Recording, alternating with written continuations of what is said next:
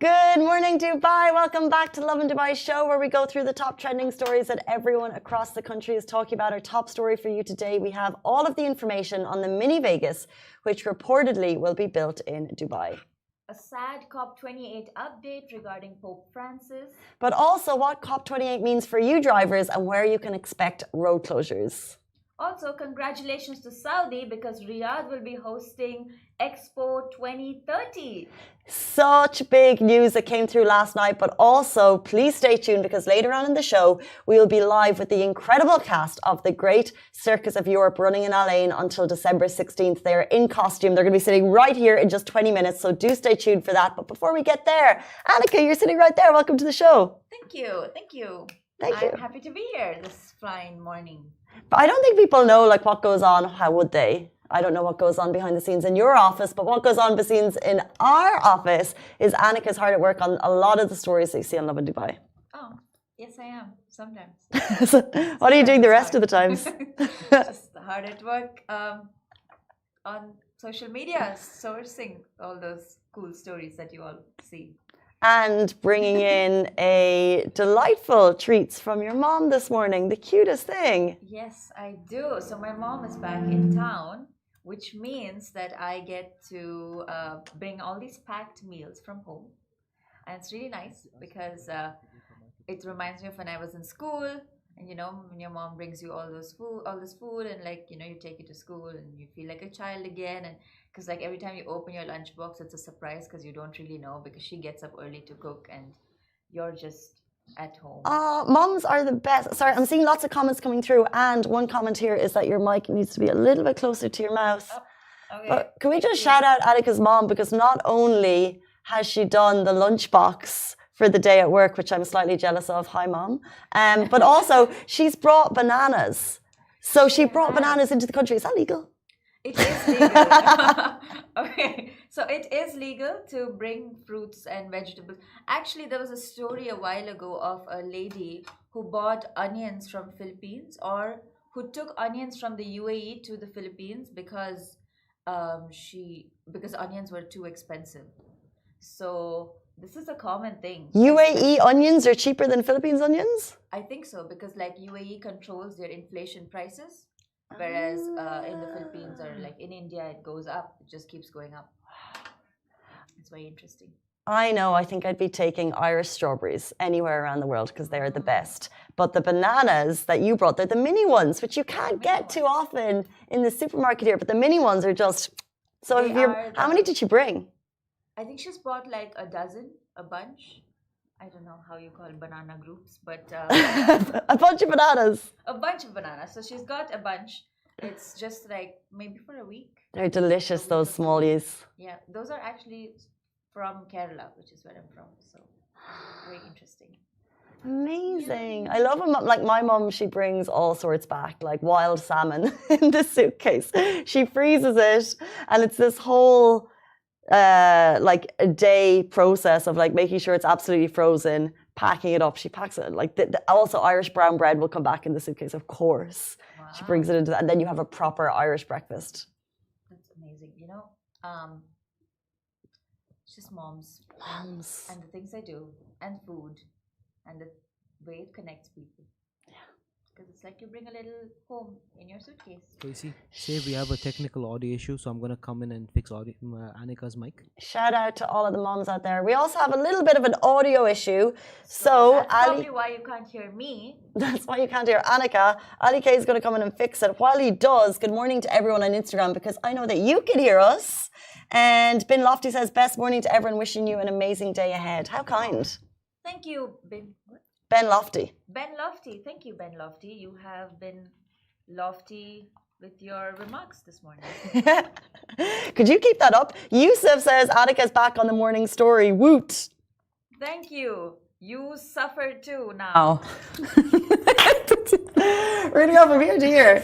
Hi, Ali K. Thank you so much. Oh, thank you. I hope I'm audible to all now. You can... I don't know why I have to come all regal, but yeah. I'm really struggling with this. Okay. We're good. Okay, we're back. Good. Instagram, we're back. Facebook, Twitter, YouTube, TikTok, all good. We're everywhere with our faces. So let's jump into our top story. Yes.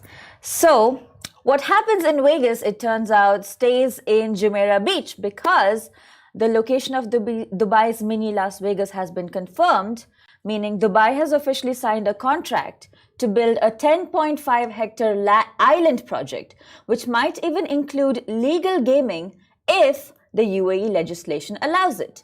But there is no official confirmation yet. Really interesting on this one. So famed Vegas casinos MGM, Bellagio, which I know from Ocean's 11 only, and Aria are also said to be included in this property, which they say will be located off the coast of Sakim near Jumeirah's public beach, which of course is that glorious expanse of open fresh water. And this new project is expected to feature over 1,400 hotel rooms and apartments, in addition to retail, F&B, and entertainment opportunities. So we'll know more about what those are in due course, I have no doubt. So this contract has been awarded to Beijing-based China State Construction Engineering Corporation by local developer Wassel. The project is estimated to cost a whopping 4.4 billion dirham, and what that means for headlines, I have no idea.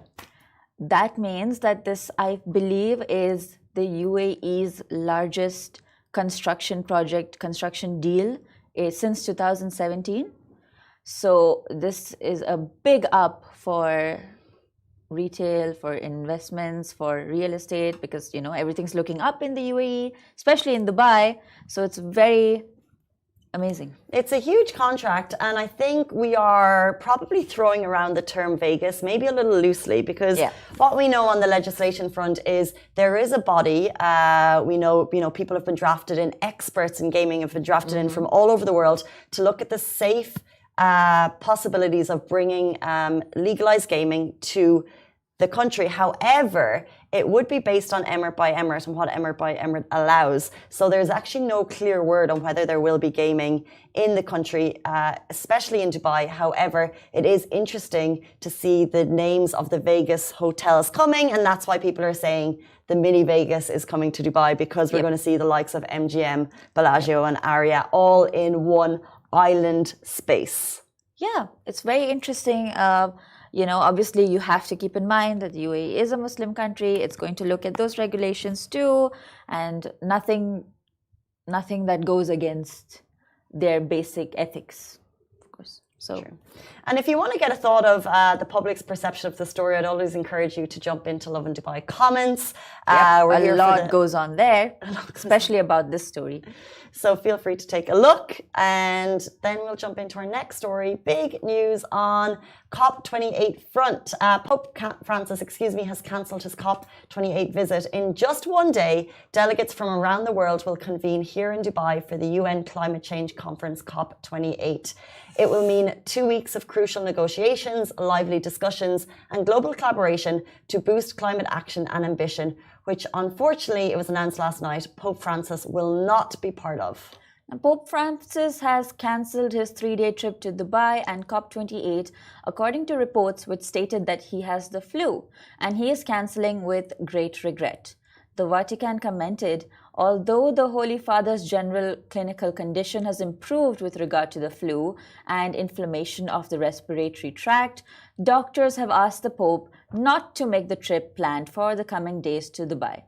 While the COP28 team wishes His Holiness Pope Francis swift and complete recovery. Which, of course, we all do. It was thought the Pope would deliver a keynote speech at the event, which he himself recently tweeted could be a turning point in the battle of climate change. We know the Pope is keenly involved in climate change action. It's one of his key concerns. And he tweeted on Monday, before announcing his cancellation, that we believe in the capacity of human beings to transcend our petty interests and to think on a grand scale. We cannot give up on dreaming that COP28 will lead to the acceleration of the energy transition.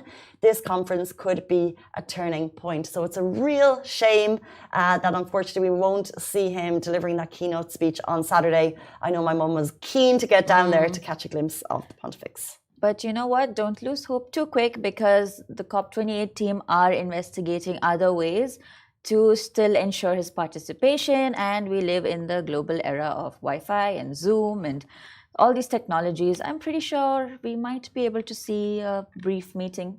Maybe not a 3-day meeting, but a brief. 100%, he did. That's so true. And we'll also see King Charles of the UK is expected to also appear. And of course, climate change and sustainability is also cause very close to his heart as well. Yes. So we're looking forward to his visit, which of course means if you're having world leaders, delegations coming to the city, there is going to be some traffic updates that you need to be aware of. Yep, and that is why in preparation for COP28 and Union Day, the Dubai's Road and Transport Authority, the RTA, has announced a temporary rerouting of the traffic on Sheikh Zayed Road towards Abu Dhabi from the Trade Center roundabout to the Expo intersection. So this is quite a major diversion, and obviously they're offering alternative routes, but I would really take note of these. The diversion is set to run from 7 a.m. until 11 a.m. for all 3 days of the long weekend. But the RTA has, of course, proposed alternative routes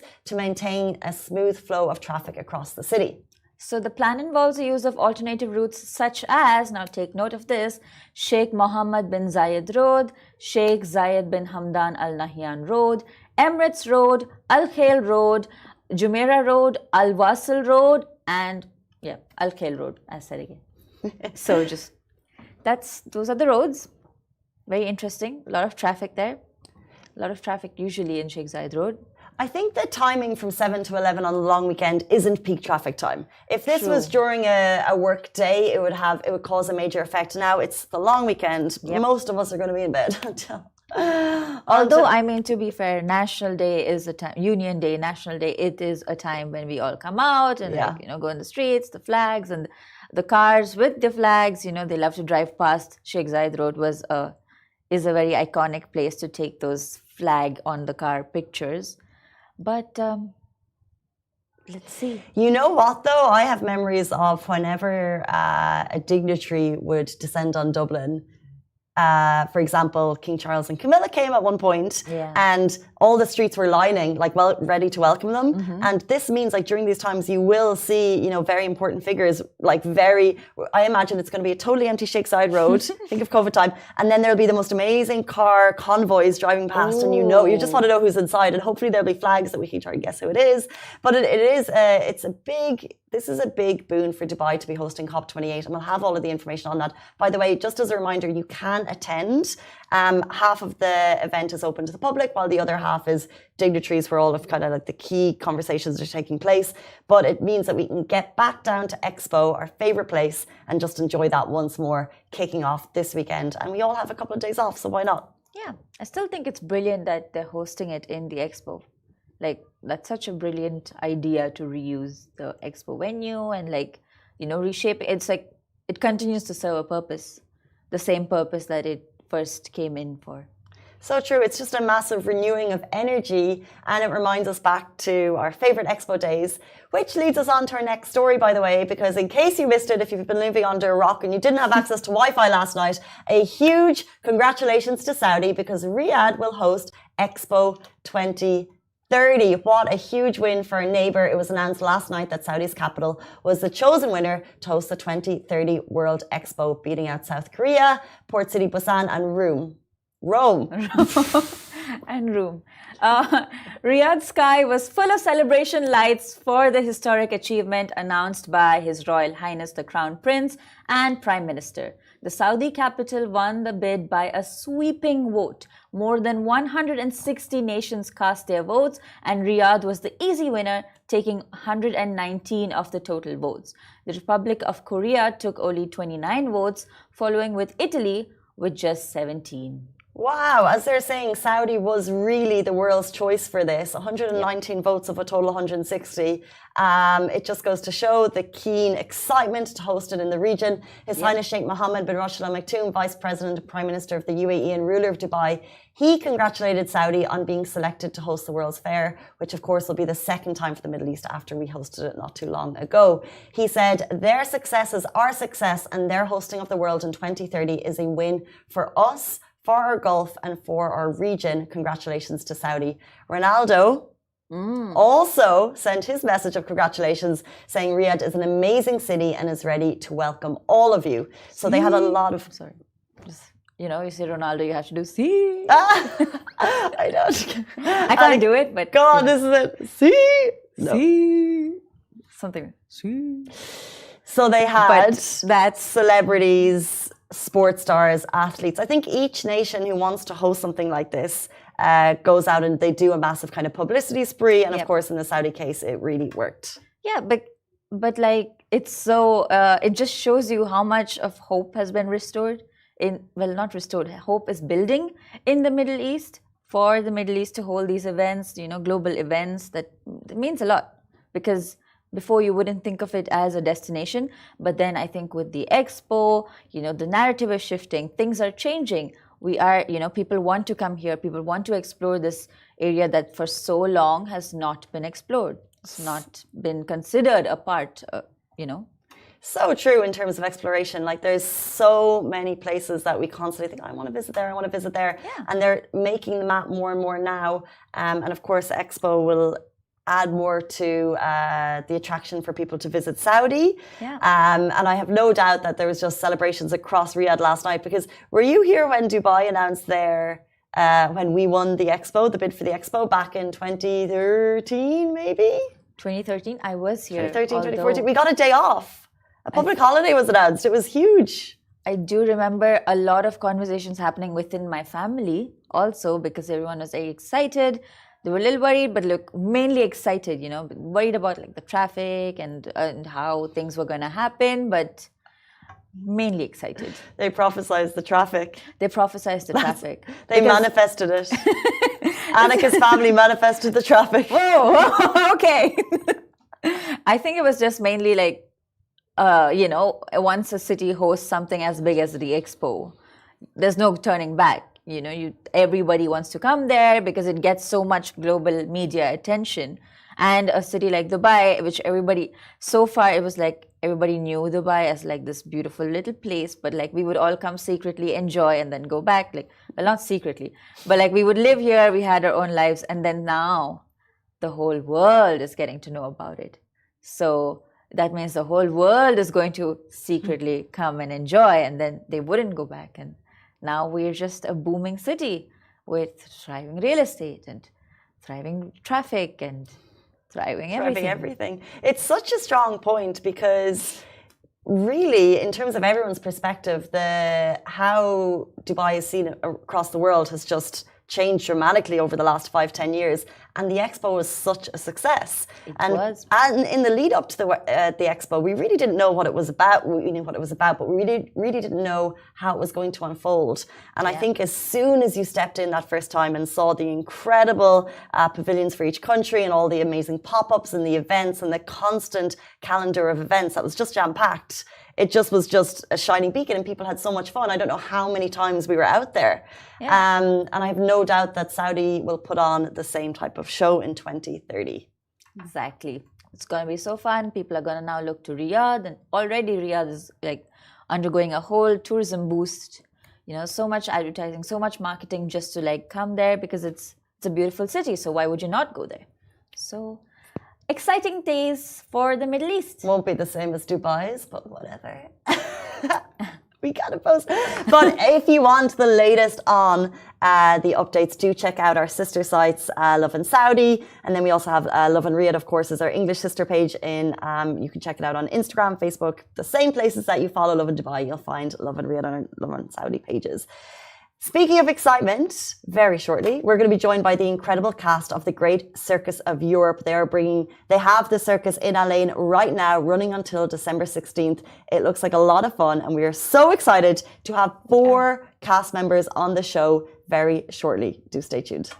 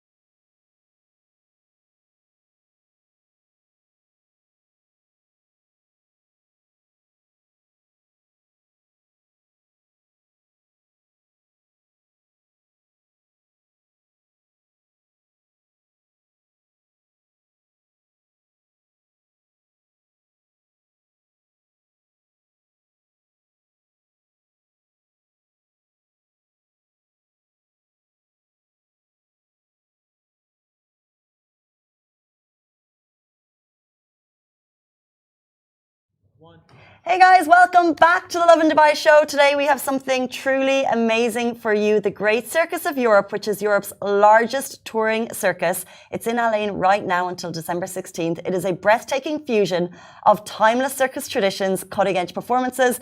And on the show today we have none other than Sarek, the incredible acrobat and tent master, Sandra, the charismatic ringmaster and general manager, Leia, the enchanting dancer, and Lady, the fearless female globetrotter. Welcome to the show, Globetrotter. Thank you so much for being here, all of you. You're looking fantastic. So much bling in my eyes right now. You really put the shine in my eyes. And so, Sandra, you are the ringmaster. So tell us, what is it like to welcome a crowd to the circus? It's the most fantastic feeling. It really is. We are here just to put smiles on people's faces. We're here to entertain. Circus is timeless. Circus is ageless. Transcends every race, religion, language, culture, because it's a visual art. So there is nothing like circus. You know, it's so interesting because the minute you stepped in, and I like from your outfit, I can tell you're the ringmaster. But I had a moment of unlearning because I think throughout childhood, like when you read books or you see things about the circus, you see ringmaster, you see like this mean old man, and suddenly here's this like amazingly sweet, shiny lady, and you're just like, oh, it doesn't always have to be a mean old man. No, it doesn't. It doesn't. That's not to say that I'm not in charge. Of course. Yes. It's so interesting you say that because I have so many amazing memories of the circus growing up, and I'm sure you guys too. Like, what actually inspired you individually to get involved in the circus? Well, first of all, I started with the circus when I was 11 years old. Wow. And I went for the actual circus college for 4 years. And there, obviously, they train you for 4 years for juggling, acrobatics, gymnastic, history of the circus, even a ballet, everything. And then after that, obviously, when you are finishing, you have to choose an act. I started with a high wire. And that's the height I remember when I was 12 years old. That was 11-meter high. And we used to do a 4-man high pyramid, and on top of it, another 3-4 meter. So that was my first step to the circus. And then from there, I started traveling. Have there ever been any injuries? Falls? Oh, it's a lot of injuries. You look a lot of injuries. put together. You look fine. No pain, no gain. Yeah. That's circus. Like, obviously, when we perform, we get nervous. Especially when you had an accident.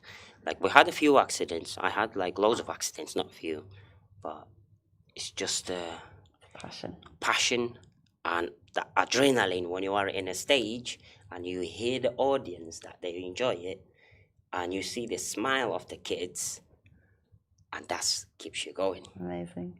And obviously, I did start it with a high wire, and after the high wire, I joined to it. Chinese pole. It's vertical pole, 6.5 meter. You have to jump from pole to the pole. I remember these, yeah. Yeah, and then after that, I start training aerial straps, which is I do with my brother, aerial straps as well. And when we get bored, when you don't have the adrenaline that you already get used to, you start training something else to get the adrenaline, get the excitement, and feel the energy and everything. And now I'm start training with my wife is the crossbow act. Wow. The crossbow that she has to hold the target and I have to shoot the. So how do you train for something like that? Well, carefully, obviously, and I put first a target and I practicing a target, and then I said, I feel a bit confident now. Would you like to go hold it for me, the target? And she stays there, she holds it. That's all about trust. Circus life comes with a trust. You have to trust, and that's the only way it works.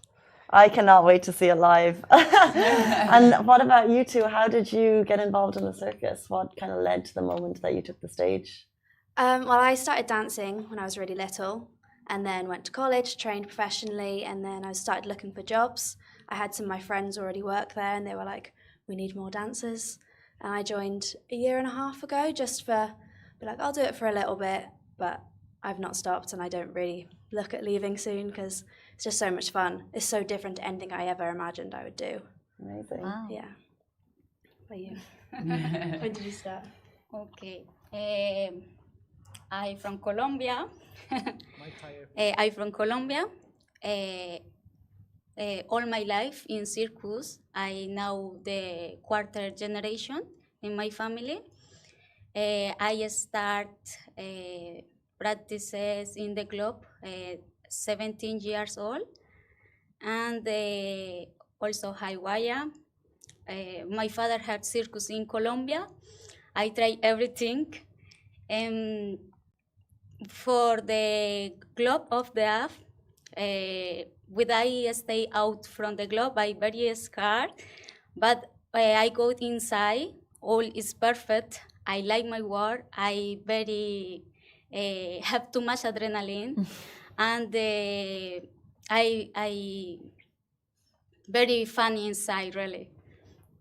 I Amazing, like. guys. It's so wild. It's great. So you call yourself the fearless female globe rider. Does that mean you go around on the bike? She does indeed, yes. Wow. She is the world's only female globe rider. So, Wow. yes, she, Wow, we are she is a sitting- force to be reckoned with. So what's the most like thrilling act that you have performed in the circus? Oh, Sarek. Oh. Mine is we was I think back in UK we was performing, and then one of the performers, he didn't feel well.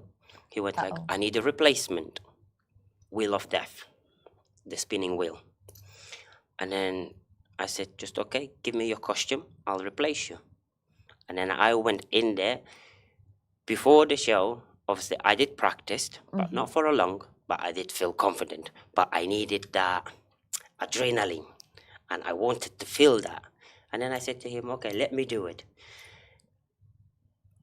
I didn't practice before the show, but I was confident, but I said, please let me replace him, let me go in. Show must go on. They went like, are you sure? I said, 100%. I said, you'll be okay. I said, 100%. Don't you worry about me. I said, just give me a costume, I'll go in. But before, I never performed that front of audience. I just practiced a little, and they went like, okay. So I go in. That was my most experience and most exciting thing that I've done. Just step in and do the wheel of death. Wow. And that was spinning, and you have to keep spinning and do the jumps and everything. And that was my most exciting thing I've done as well. Dare I ask? Has it ever gone wrong Yes. in a public setting? Unfortunately, as a live performance, it does happen. And we had a few accidents on the wheel as well. We have, even in the strap with myself, I was working the poles as well. One time I tell you the story. I was in London, Winter Wonderland. And then we were doing, with my partners, I was working the Chinese poles.